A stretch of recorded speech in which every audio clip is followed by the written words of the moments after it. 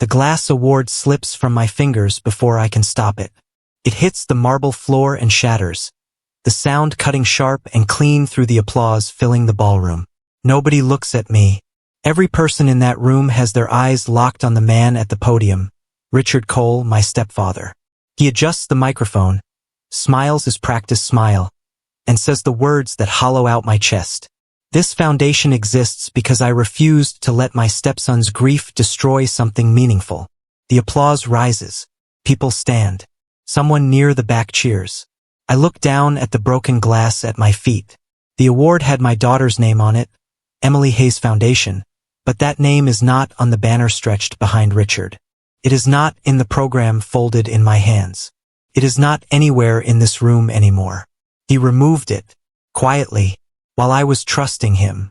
I stand there in my old jacket and my good shoes, feeling something that has nothing to do with anger. Anger is hot and fast. What I feel is cold, the kind of cold that comes with a clear, terrible understanding. This was not an accident. This was not carelessness or poor communication or any of the stories I had been telling myself for months. This was planned. Deliberately, patiently. Richard had not just taken over my foundation. He had erased me from it, piece by careful piece, until I was nothing but a stranger standing at the edge of everything I had ever built. I walk out before the applause ends. Not because I am weak, because I know that staying one more second will make me do something that ruins everything I have quietly started building toward. The parking lot is cold. October air presses against my face as I find my car and sit inside without starting the engine. My hands grip the steering wheel. My knuckles go white. I stare at the dashboard and let the evening replay in my head. Every sentence Richard said. Every name he did not say. Every time he used the word I when the true word was we. He never said my name. Not once. Not in over an hour of speaking. I built this foundation in church basements. I sat at my kitchen table past midnight filling out paperwork while still hollow with grief. I made phone calls nobody returned. I stood in front of skeptical community leaders and convinced them, one by one, that this was worth believing in. I stayed when quitting would have been far easier. Richard stood at that podium and talked about it all like he had stumbled on something abandoned and rescued it with his own two hands. That was when the full picture became clear. This was not just a takeover. This was a replacement. He did not want to run my foundation. He wanted to become the founder and make sure I no longer existed anywhere inside the story. Sitting in that cold car, I made my decision. Not anger, not confrontation, not tears, patience. My name is Nathan Hayes. I am 61 years old. Most men my age talk about retirement like it is something they chose. I did not choose it. It was handed to me slowly, without any announcement, until one day I simply was no longer involved. Before Richard came along, I was the Emily Hayes Foundation.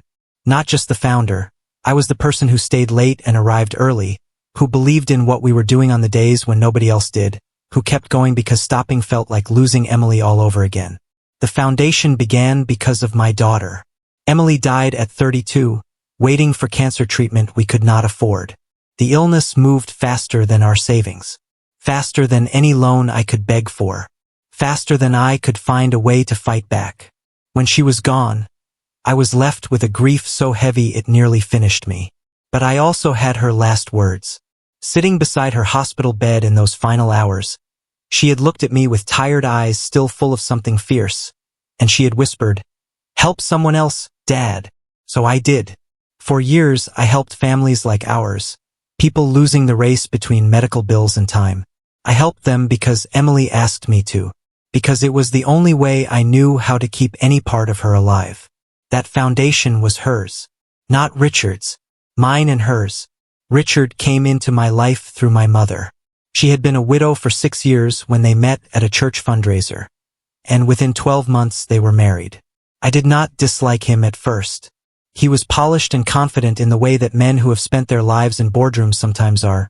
Always the right answer ready, the right handshake, the right smile aimed at exactly the right person at exactly the right moment. He noticed the foundation early. He called it inspiring. Then, a few months later, he called it underutilized. Then one quiet Sunday afternoon, He sat across from me at my mother's dining table and made his offer. "Nathan, you have something real here. You have purpose and heart. But purpose without reach doesn't change the world. It just touches the edges. Let me bring the connections. Let me handle the growth and the business side. You stay focused on the mission, on the families you serve." He slid a folder across the table. Partnership documents. Clean and professional. My name still printed at the top. I looked at those papers and I thought about Emily. I thought about how many more families we could reach with serious funding and proper networks behind us. I thought about what it would mean to say no to someone offering to carry her legacy further than I could ever carry it alone. I said yes. I signed without hesitation, without suspicion, without a single moment of fear. That was my first mistake. The first year together felt like real progress. Richard opened doors I had knocked on for years without answer. Donations grew. The foundation moved from church basements into a proper office with paid staff and a real budget. My name was still on everything then, and I told myself I had made the right choice. But small things began to surface. Meetings I learned about only after they had already ended. Decisions that were announced to me rather than discussed with me. New partnerships signed before I had ever seen the agreements. I let most of it go, telling myself this was simply what delegation looked like, that I needed to trust the process and trust the man I had brought in to handle it. Then one afternoon I questioned a new corporate partner he had signed, a large pharmaceutical company with a troubling record on patient pricing. I brought my concerns to Richard calmly with notes. He listened. Then he smiled. "Nathan, you're thinking too small. At this level, you have to make difficult alliances. That's how real change happens." Something in those words sat wrong with me. Not the words themselves exactly, the tone underneath. The quiet message that my instincts were a problem. That my values were an obstacle. I let it go. I told myself he understood the business side better than I did. That was the whole reason I had brought him in. But I remember that sentence. I have replayed it hundreds of times since. It did not happen the way you might expect. No single confrontation, no official letter, no clear moment of removal. It happened slowly. The kind of thing you only understand clearly when you look back over your shoulder from a long distance. First, my name stopped appearing on meeting invitations. I assumed it was an administrative oversight and I let it pass. Then I stopped receiving the monthly financial summaries I had always reviewed myself. I was told a new reporting format was being developed and would be sent soon. Soon never arrived. Then Adele, a program coordinator who had been with us since the foundation's second year, quietly resigned. I called her. She said the mission had shifted. She would not say more. She did not want to cause trouble. Then a man at a community event smiled warmly at me and said, "So how does retirement feel?" Retirement. No one had told me I was retiring. There had been no conversation, no letter, no formal anything. And yet somehow the world had been informed that I was done, that I had stepped back, that Richard Cole was the man now leading everything. I drove home that evening with a feeling I could not quite name. Something caught between confusion and a slow, quiet dread. I was still listed as founder on paper. My name was technically still there, but I had already been removed from everything that actually mattered. That same night, I opened the old filing cabinet in my study. I had not touched it in over a year. I pulled out folder after folder, sorted through documents until my eyes ached, and eventually found a thick envelope near the back, labeled simply, Foundation Restructuring, Year 3. Inside was a multi-page legal agreement, board changes, a revised governance structure, a new leadership arrangement that gave Richard sole authority as executive director, with full operational and financial control over every aspect of the foundation. And at the very bottom of the last page was my signature. I sat there for a long time just staring at it. I did not remember signing this document. What I remembered was a Tuesday evening phone call from Richard's assistant describing it as routine administrative updates. Just standard housekeeping, nothing significant. I had been traveling that week. I was exhausted. He had asked me to sign and return it before Friday. I had trusted him. I had signed without reading it properly, without asking a single question, without taking a breath and slowing down. And in doing so, I had handed him control of everything I had ever built. My hands did not shake as I set the papers down. I had expected to feel panic. Instead, I felt something like a cold door swinging open inside my chest, cold air rushing in, bringing something I had not felt in a long time. Clarity. I had not been careless. I had been managed, led step by patient step, toward a signature that removed me from my own foundation while making me believe I was simply being a good partner. This had taken planning. Real, careful, deliberate planning. I did not go to Richard. I went to a lawyer instead. His name was Arthur Baines. He practiced out of a small office above a print shop 3 blocks from my apartment. He was not the most expensive attorney in the city. He was, however, the most careful, and careful was what I needed. I laid everything on the table. The restructuring documents, the timeline of my removal, the board changes, the signature I had no clear memory of giving with full understanding. Arthur read through it all without saying a word. He turned pages slowly and made small pencil marks in the margins. When he reached the final page, he set the papers down and looked at me over the top of his glasses. "Legally," he said quietly, "this is very clean." My stomach dropped. "What do you mean?" I asked. "I mean that whoever put this together knew exactly what they were doing. The language is careful. The structure is airtight. Your signature appears on every critical page.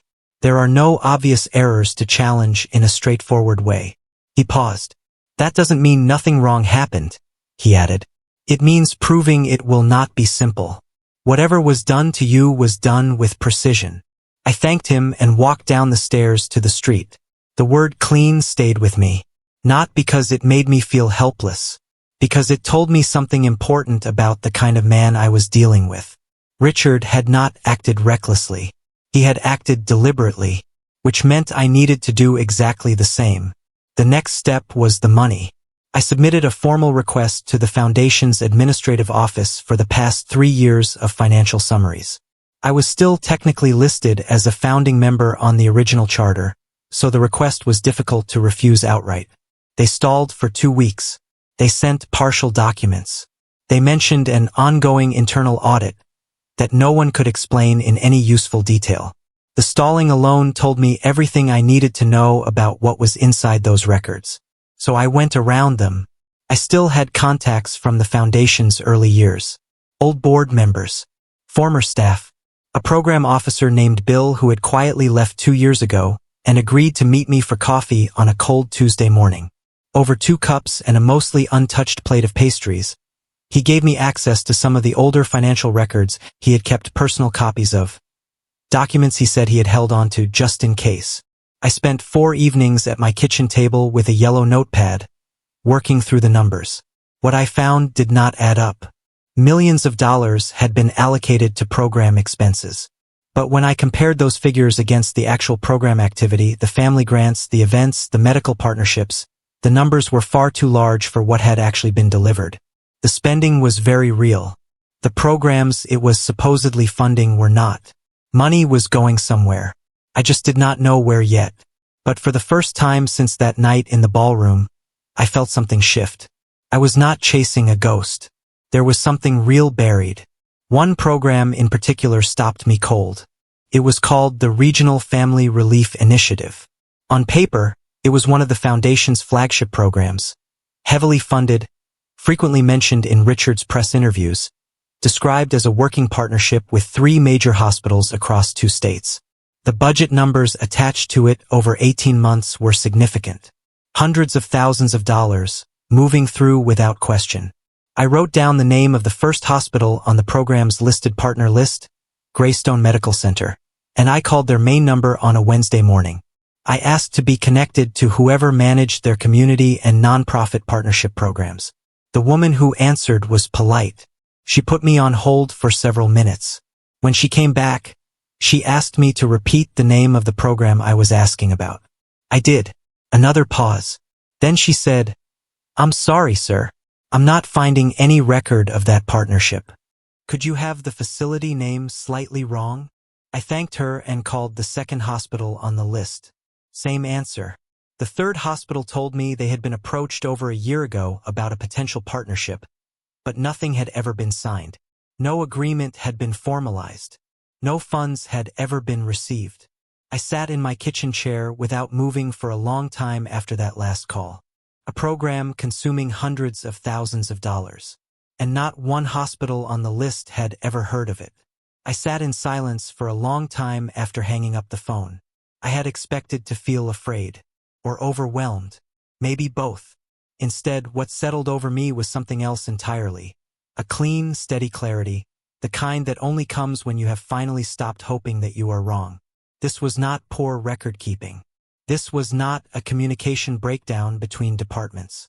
This was not Richard being disorganized or sloppy with the numbers. This was fraud. Real, deliberate, carefully constructed fraud. And I had been the face of it. My daughter's name had been the face of it. People had given money because of Emily's story, because of grief, love, and the belief that their contribution would help families in genuine need. That money had been moved through programs that did not exist. I was 61 years old.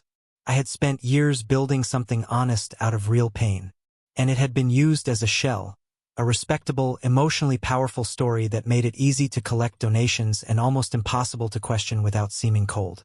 The rage I might have expected did not come. What came instead was focus. I thought about everything I still had. My early records, the original founding documents, my relationships with the people who had been quietly removed. And I thought about something else, something I had noticed buried inside the restructuring papers but had not yet examined closely enough. Something that still had my name on it. I went back to the restructuring documents that same night. This time I read them the way Arthur had taught me. Slowly, with a pencil, making small marks in the margins. Not looking for an obvious error. Looking for something specific. Something forgotten. Took me nearly 2 hours. And then I found it. Buried in a subsection on governance and dissolution procedures, the kind of paragraph most people skim past without stopping, was a single clause. It had been carried over from the Foundation's original founding charter, which I had written myself years before Richard ever entered the picture. Old language. Never updated. Never removed. Perhaps because no one had bothered to check whether it still applied under the new structure. But it did still apply. The clause stated clearly, in the event of documented financial misconduct at the organizational level, the original founding trustee retained the right to trigger a formal governance review. And, if the misconduct was verified through independent investigation, to initiate dissolution proceedings. The original founding trustee. That was me. I had been stripped of every committee. I had lost my title. My name had been taken off the branding, the website, the press materials, everything visible. But this one line, this small, quiet, overlooked sentence, still recognized me. Richard had built his entire empire on top of a structure he believed he fully understood. He had never noticed this part, and now it was mine to use. 3 weeks later, my mother hosted a family dinner. Richard arrived looking relaxed, wearing the ease of a man who believes he has already won. He poured wine. He told a story about a recent speaking event in another city. 500 people in the audience, a standing ovation, a major donor who pledged 6 figures on the spot. My mother smiled at him across the table. Other family members laughed in the right places. I ate my food and said almost nothing. At one point, Richard looked directly at me with a warm expression, the practiced warmth of a man who has spent decades knowing exactly how he appears to other people. "Proud of what we built, Nathan?" he asked. I looked at him steadily and held his gaze. "Very," I said. The word came out smooth and even. I did not look away. I did not tighten my jaw or shift in my seat or do any of the small things people do when they are holding something back. I had spent months learning how to carry what I knew without letting a single trace of it show on my face. He nodded once and turned back to his wine, satisfied. He had no idea. Underneath the quiet table and the normal dinner conversation, I was already in motion. The documents were gathered. Arthur was reviewing the clause. The people I needed to speak with were being approached, one by one, in careful conversations that left nothing behind. Richard thought this was over. It had not yet truly begun. Over the following weeks, I made calls. Careful ones. Short ones. always in person when I could manage it, or on the phone for conversations that had nothing to do with the foundation on the surface. I reached out to people Richard had replaced, the original program officers, the early board members, the long-serving staff who had quietly disappeared during his first 2 years of control. Not all of them wanted to talk. Some were cautious. Some had signed separation agreements that made them nervous about speaking at all. I understood that completely, and I never pushed. But several of them did talk. Adele, the coordinator who had gone quiet when I called her months earlier, agreed to meet at a small cafe near her apartment. She arrived carrying a folder she said she had kept, just in case the time ever came. Inside were printed emails, internal communications about programs that never launched, budget approvals for expenses with no supporting documentation, written directives from Richard that directly contradicted the foundation's stated mission. A former board member named Philip, who had been pushed out in the second year, gave me a sworn written statement about being pressured to approve major financial decisions without adequate time to review them properly. One by one, small pieces came together. Each person gave me something useful: a date, a name, a document, a memory of something that had troubled them but which they had been too uncertain to act on alone. Together, those pieces were beginning to form something much larger. Something that could actually hold up. Arthur connected me with an independent auditor, a woman named Carolyn who worked out of a firm with no existing relationship with Richard or the foundation. She agreed to review everything off the record at first, simply to give me an honest read on the strength of what I had collected. She was thorough. Took her 11 days. When she called me back, her voice was careful and measured, the way professional people sound when they are about to deliver information they know will land heavily on the person listening. "Nathan," she said, "I want you to understand something before I tell you what I found." I told her I was listening.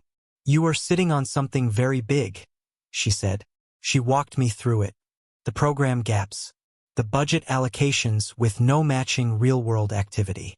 The way money had moved between accounts in patterns that looked, from the outside, like normal operational transfers, but when mapped carefully against actual program outcomes, revealed a consistent and significant shortfall that could not be explained by any legitimate business reason.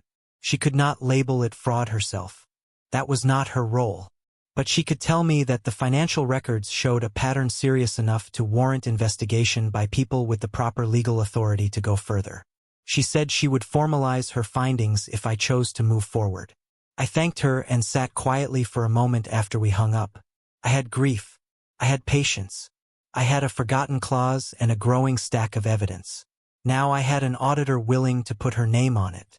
2 weeks after Carolyn completed her initial review, the foundation issued an announcement. Internal restructuring to improve transparency and governance. That was how it was described in the press release. New reporting processes. Strengthened internal controls. A commitment to best practice financial management going forward. The timing was not a coincidence. Something had shifted in Richard's world. Perhaps an unusual records request had been noticed. Perhaps a conversation had traveled further than it should have. Perhaps it was simply his instincts telling him that the ground beneath him had moved slightly. He did not know what I had found, but he knew enough to feel the first edges of unease. Documents that had previously been accessible through the Foundation's administrative office became suddenly restricted. 2 staff members I had hoped to speak with stopped returning my messages. Access to older organizational records was locked behind new approval requirements that had not existed a single month before. He was covering his tracks. That told me something important. It told me there were tracks to cover. And it told me that whatever calm the public announcement was meant to project, underneath it there was real, genuine panic. I called Arthur that same evening. "He's moving," I said. "So are we," Arthur replied. "Carolyn's formal report is nearly finished. And the clause, I believe we can file." I let out a slow breath. "Then we move," I said. For the first time in months, I felt ahead of him. In the weeks that followed, Richard went public in a way I had not fully expected. More press interviews. More speaking engagements. A lengthy magazine profile about nonprofit leadership and turning personal tragedy into global impact. Podcast appearance reaching 500,000 subscribers. Photographs at high-profile charity dinners alongside senators and well-known philanthropists. He was building a wall made of visibility. I understood exactly what he was doing. The more celebrated he became in public, the harder it would be for any accusation to land without looking like an attack on a genuinely good man doing genuinely good work. Public sympathy is its own kind of armor, and Richard was putting it on as fast as his connections could manufacture it. But there was a serious problem with his strategy. The more he spoke in public, the more completely he documented his own version of the story. Every interview where he claimed full credit for the foundation's growth.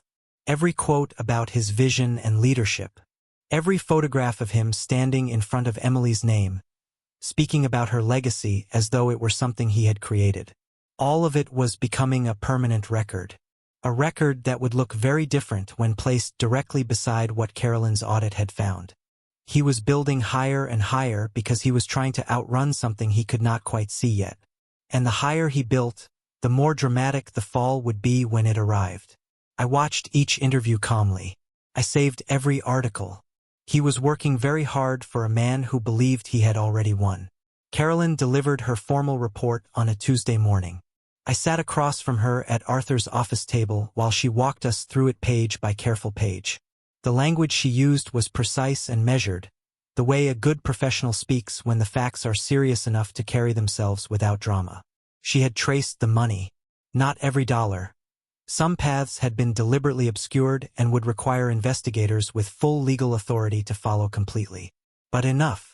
She had identified a clear chain of transactions moving through what appeared to be 3 separate charitable sub-initiatives, small, low-profile programs with registered names and active bank accounts, but with no credible evidence of any real activity behind them. Money flowed from the main foundation account, moved through these sub-initiatives in careful stages, and was then withdrawn through a series of payments labeled as consulting fees and operational support costs. All 3 sub-initiatives connected, when followed carefully enough, to a single controlling authority. Richard Cole. His name did not appear on the surface documents. But Carolyn had dug into the layer beneath, the registration records, the signatory authorizations, the account access approvals, and there it was. He had been careful. He had used proper legal structures and professional-looking paperwork every step of the way. But he had not been careful enough. Arthur set the report down and looked at me across the table. "This is enough," he said simply. It was enough.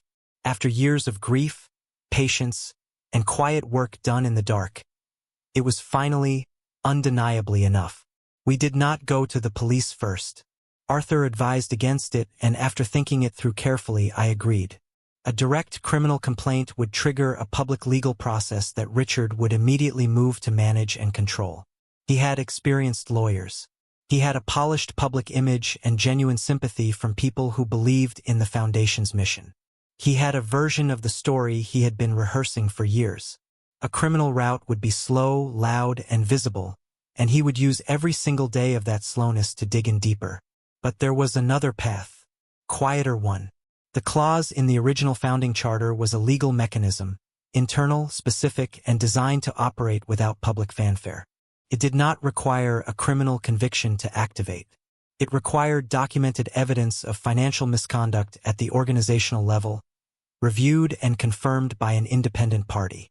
We had Carolyn's formal audit report. We had sworn statements from former staff and board members. We had the financial records showing programs receiving significant funding with no verifiable real-world activity behind them. We had the chain Carolyn had traced back to Richard. The clause gave me the right to file a governance trigger, a formal petition to initiate an emergency board review. If the review confirmed misconduct, dissolution proceedings could begin. No courtroom drama, no press conference, no confrontation in a crowded lobby. Just a quiet filing submitted correctly by the one person who still had the legal standing to submit it. The original founding trustee. Arthur filed it on a Thursday afternoon. Neither of us said much afterward. We did not need to. The filing went in without announcement. That was the entire point. There was no press release, no email sent to Foundation staff, no message of any kind to Richard. The trigger clause operated through the Foundation's own governance structure, It went directly to the independent legal oversight body that had been established in the original founding charter to handle exactly this kind of situation. A body that Richard had never bothered to interact with because he had never imagined it would be used against him. The petition included Carolyn's formal audit report, the sworn statements from Adele and Philip. The financial records Bill had helped me access. A carefully written summary of the complete timeline, beginning with Emily's death, through the founding of the foundation, through Richard's entry and the gradual restructuring, through the discovery of programs that existed only on paper, through everything I had gathered over months of patient, quiet work. I did not write that summary with anger. I wrote it with facts, dates, names, numbers, in the clearest language I could find. Arthur reviewed every word before we submitted. I signed the final petition on a Friday morning. The sun was low and pale through my study window, casting long light across Emily's photograph on the shelf. I sat there for a moment after signing, just looking at her. "I'm still here," I said quietly. I am not certain whether that was for her or for me, probably both. The petition was submitted that afternoon. Now we waited. But this time the waiting carried a different weight. Not dread, not helplessness, purpose. 8 days after the filing, the board members received their notice. I was not in the room when the letters arrived. I did not need to be.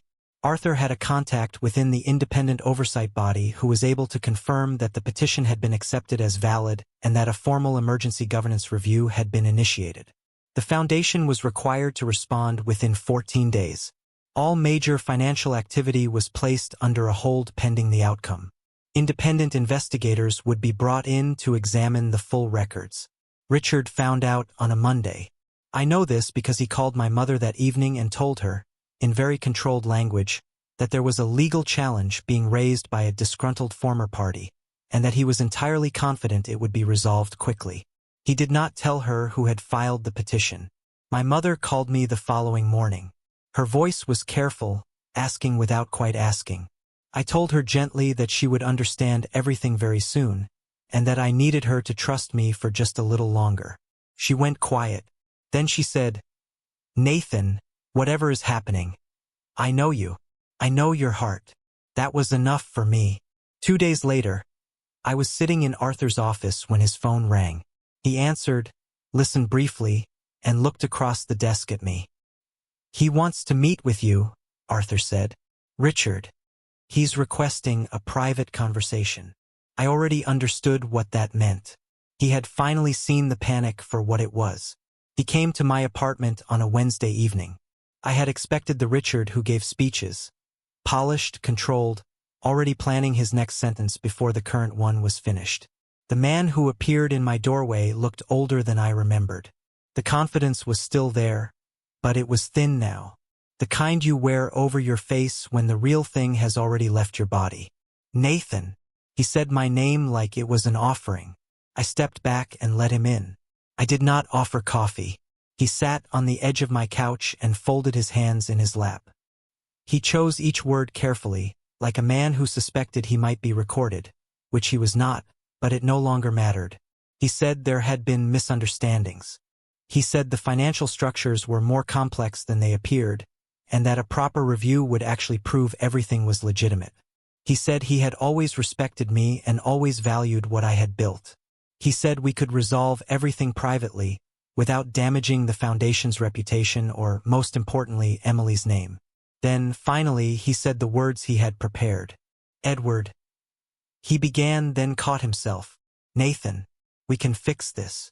He had used the wrong name, just for a moment, but that single slip told me more than any confession could have. He was rattled enough that he had forgotten where he was. I looked at him for a moment. Then I stood up, walked to the front door, and held it open. I said nothing. He left. The investigation became public on a Thursday. Not through a foundation press release. Through investigative journalists who had been quietly receiving information from multiple sources, including several of the former staff members I had spoken with who had ultimately decided to go fully on record. By the time the first story ran, it was not speculation. It was documented. The headline named the foundation. The story detailed the financial discrepancies, the programs with no real-world evidence behind them, the shell initiatives, the money trail, and the formal governance investigation that had been triggered. It named Richard Cole as the subject of the review. It noted that the process had been initiated by the foundation's original founder. Major donors froze their contributions within hours of the story publishing. 2 corporate partners released public statements announcing they were suspending their relationship pending the outcome of the investigation. A third partner, one of the largest, issued a statement expressing serious concern and demanding a full accounting of every dollar contributed. The independent investigators published interim findings within 2 weeks. Those findings confirmed Carolyn's audit and went further. The estimated total of misdirected funds was significantly larger than even I had known. Richard's legal team issued a carefully worded statement. Richard himself did not appear publicly. The magazine that had run his glowing profile quietly pulled the article from their website. The podcast episode disappeared from its feed. One by one, every wall of visibility he had so carefully built began to come down. And as it fell, the shape of the real story, the one buried underneath, began to show clearly through. My name came back slowly, the way things return after they have been buried for too long. The journalists who broke the story dug into the foundation's history, and what they found was the original record, the church basement beginnings, the early community grant applications, the local press coverage from years ago mentioning Nathan Hayes and Emily's story. They found photographs of me from those early years, standing at folding tables with hand-painted signs, shaking hands with the families we had helped. They found the founding documents with my name printed clearly at the top. They found the restructuring timeline and what it had done to my role inside the organization I had created. One reporter called and asked whether I would be willing to speak. I sat with that question for a full day before I said yes. When we spoke, I told the truth. Not a dramatic version designed to make Richard look as bad as possible. Just the facts, clearly and in the right order. The story ran with my name in the headline. Not as a victim, as the founder. People who had followed the foundation for years began reaching out. Donors. Families the foundation had helped in its early days. Former volunteers who had lost track of where things had gone. I was not looking for recognition. I want to be honest about that. But I will say this, after years of being made invisible inside my own story, being seen again felt like something I had not known I still needed. The Emily Hayes Foundation reopened 6 months later. Not on a stage. Not in a ballroom with projector screens and rows of well-dressed donors and a podium with someone else's name on the front. It reopened in a community hall in the same part of the city where it had first started. A modest room with folding chairs, decent coffee, and a banner I had printed myself with the original name in plain, clean letters. Emily Hayes Foundation. A small group of people came. Former volunteers. 2 families the foundation had helped in its earliest years, who had driven hours to be there. Adele, who had kept her folder and eventually testified during the investigation. Philip, who had given his sworn statement without knowing exactly how it would be used. Carolyn, the auditor. Arthur Baines, who had read every word of every document and never once told me to quit. There were no speeches. I had considered saying something, and then decided the room did not need words. It needed to simply exist, to be real again, honest again, exactly what it had always been meant to be from the beginning. I stood near the back and looked at my daughter's name on the banner. I had carried her through all of it. Through the grief, the betrayal, the patient months of building something in the dark that Richard could not see coming. She was in every document filed, every careful phone call, every quiet decision to move forward instead of falling apart. I poured myself a cup of coffee. I did not make a toast. I just started again, because that, in the end, was all she ever asked me to do.